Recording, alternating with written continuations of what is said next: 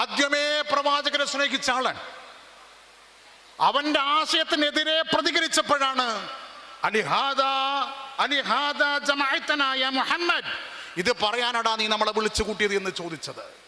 പറയേണ്ടത് അള്ളാഹുവിന്റെ പരിശുദ്ധമായ നൂറുള്ള ശരീരങ്ങൾ പറയുമ്പോ ഇതാണോ പറയേണ്ടത്, ഇതാണോ ഖൗമിനോട് പറയേണ്ടത് എന്ന് ചോദിക്കുമ്പോ ആ ചോദ്യകർത്താവിന്റെ മൗഢ്യമാണ് നമ്മൾ മനസ്സിലാക്കേണ്ടത്.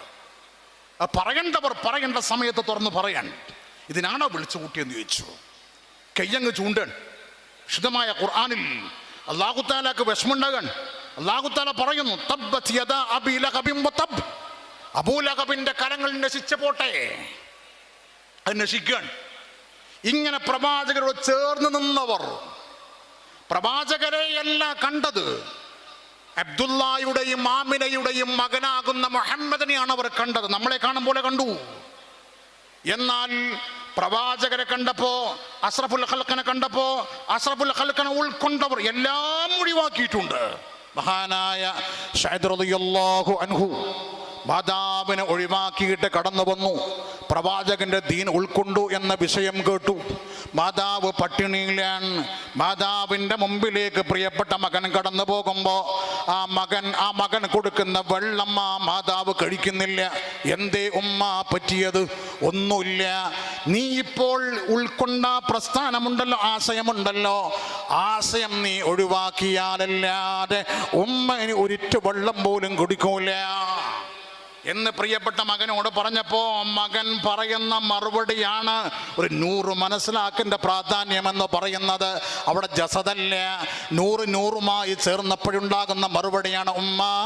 എന്നാൽ സഅദ് ഒരു മറുപടി പറയാൻ വേണ്ടി പോവുകയാണ്. എൻ്റെ ഉമ്മാന്റെ ശരീരം 1000 പ്രാവശ്യം നശിച്ചുകൊണ്ട് തിരിച്ചു വന്നാലും, 1000 പ്രാവശ്യം ഇതേ പുലകാരം ആത്മാവ് തിരിച്ചു വന്നാലും, ആത്മാവ് വേർപെട്ടു പോയാലും ഈ സഅദി പ്രസ്ഥാനത്തിന് പിന്നോട്ട് വരാൻ തയ്യാറല്ല. അത് പ്രവാചകനെ 100 കണ്ടപ്പോഴുണ്ടാകുന്നൊരു വിശ്വാസമാണ്. നമുക്ക് ചോര തിളക്കുമല്ലോ. മഹാനായ മൗലായെ കുറിച്ച് ആരെങ്കിലും എന്നൊക്കെ പറയുമ്പോൾ നമ്മുടെ ചോരങ്ങ് തിളക്കും. കാരണം എന്തുകൊണ്ടാണ്? നമ്മൾക്ക് നമ്മുടെ മനസ്സിനേക്കാൾ, നമ്മളെ ബോഡിയേക്കാൾ നമുക്കിഷ്ടം മഹാനായ മൗലയാണ്, മഹാനായ ശൈഖുനാ അവറുകളെയാണ്. ആ സ്നേഹം വന്നപ്പോ സ്നേഹം പിടിച്ചു മാറ്റാൻ ആർക്കും സാധിക്കാത്ത വിധം രൂഢമൂലമാവുകയാണ്. ആ ഒരു ഇടപെടലിൽ നിന്നാണ് മഹാനായ മൗല സ്ഥാപനം കൊണ്ടുവന്നത്. ആ സ്ഥാപനം വളർന്നു വളർന്നു വലുതാകാൻ എത്രയോ ജൂനിയർ സ്ഥാപനങ്ങൾ വന്നു കഴിഞ്ഞു. ഇനിയും ധാരാളം വരാൻ വേണ്ടി പോവാൻ. അവിടെ വന്ന മക്കൾ മഹാനായ മൗലാന്റെ മുന്നിലേക്ക് കടന്നു വരുമ്പോ മൗല ഒരു നോട്ടവും ഒരു പറച്ചിലുണ്ട്. ഞാനൊക്കെ ദർശനൊക്കെ കടന്നു വന്നപ്പോ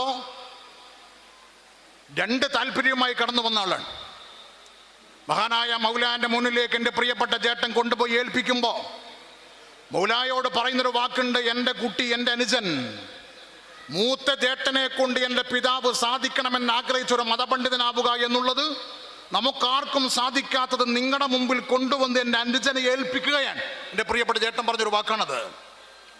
അന്ന് മൗല തിരിച്ചു പറഞ്ഞൊരു വാക്കുണ്ട്, നീ ഇവൻ ആലിമാക്കാനാണോ ഏൽപ്പിക്കുന്നത്? ആണ് എന്ന് പറഞ്ഞപ്പോൾ പറഞ്ഞു, ഇടയിൽ നിന്റെ അനുജനെ തിരിച്ചു കൊണ്ടുപോകണമെന്ന ആവശ്യവുമായി ആരും വരാൻ പാടില്ല. ആരും വന്നിട്ടില്ലെങ്കിൽ ഞാൻ നിന്റെ അനുജൻ ഒരു ആലിമായി നിന്റെ മുമ്പിലേക്ക് സമർപ്പിച്ചോളാം എന്ന് പറഞ്ഞ മൗല. അന്നൊന്നും തിരിഞ്ഞിട്ടൊന്നുമില്ല. അതൊരു തിങ്കളാഴ്ചയാ പറയുന്നത്. നാട്ടിലേക്ക് പോയി ഉമ്മാനോട് വിഷയങ്ങളൊക്കെ പറഞ്ഞപ്പോ മുമ്പേ സാധുലിയ ത്വരീക്കത്തിന്റെ അമലുള്ള ആളാണ്. ഉമ്മാനോട് ഈ വിഷയം പറയുമ്പോൾ ഉമ്മക്ക് ഭയങ്കര സന്തോഷമായി. അത് ഭയങ്കരമായ സന്തോഷമായി. ആ ഉസ്താദിന്റെ കീഴിലാണ് എൻ്റെ മോൻ പഠിക്കേണ്ടത് എന്ന് പറഞ്ഞു വിടുകയാണ്. ആ പഠനം പൂർത്തിയാക്കിയിട്ട് പല പുരോഗമന ചിന്തകളുമായി എൻ്റെ പ്രയാണം നടത്തിക്കൊണ്ടിരിക്കുമ്പോഴാണ് മഹാനായ മൗല ഞാൻ മഹല്ലുകളിൽ നിന്ന് സാന്ദർഭികമായി ഉണ്ടാക്കപ്പെടുന്ന ഖുതുബ പോലും എഴുതി രേഖപ്പെടുത്തി, ഒരാഴ്ചകളിൽ നടന്ന സംഭവങ്ങൾ കോർത്തിണക്കി ഖുതുബയാക്കി രേഖപ്പെടുത്തി, ആ ഖുതുബ ഓതുന്ന കാലഘട്ടത്തിൽ എന്നെ തിരിച്ചു വിളിച്ചുകൊണ്ട് പരിസരത്താണ് ഞാൻ ജോലി ചെയ്യുന്നത്. മൗല വിളിച്ചിട്ട് പറഞ്ഞു, നമ്മുടെ പാരമ്പര്യം അതല്ല, നമ്മുടെ പാരമ്പര്യം നബാത്തിയ ഖുതുബയാണ് നമ്മൾ പാരായണം ചെയ്യേണ്ടത് എന്ന് പറഞ്ഞ് എന്നെ ഒതുക്കി കൊണ്ടുവന്ന് ജാമിയ ഇർഫാനിയുടെ മഹാനായ മൗലാന്റെ സേവകനായി ഒരു ഖാദിമായി അവിടെ മാറ്റിയിട്ടുണ്ടെങ്കിൽ അന്ന് എൻ്റെ ജേട്ടനോട് പറഞ്ഞ വാക്ക് ഞാൻ ഇന്നും ഓർക്കുകയാണ്. അങ്ങനെ ഒരു ശിഷ്യന്റെ മുഖത്ത് നോക്കി തൻ്റെ മുമ്പിലേക്ക് ഏൽപ്പിക്കപ്പെടുന്ന ഒരു കുട്ടിയെ നോക്കിയിട്ട് ഓൻ്റെ ഭാവി പ്രവചിക്കാൻ കഴിഞ്ഞ എത്ര മുദരിസമാർ ഇന്ന് ലോകത്തുണ്ട്.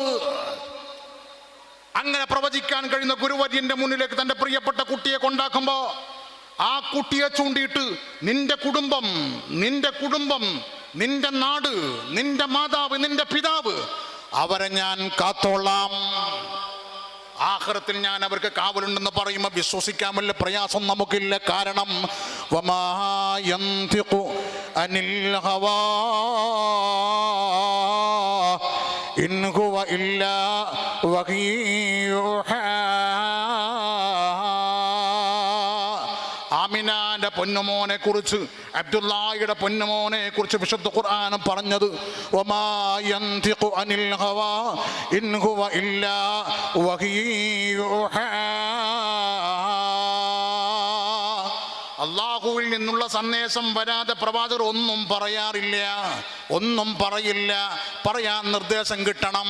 ഇത് തന്നെയാണ് കൗസല്യം പറഞ്ഞത്, ചൊല്ലില്ല ഞാനൊന്നും എന്നോട് ചൊല്ലാതെ, ചൊല്ല് നീ എൻ്റെ ആ മാനിൽ ആദന്നോവാ.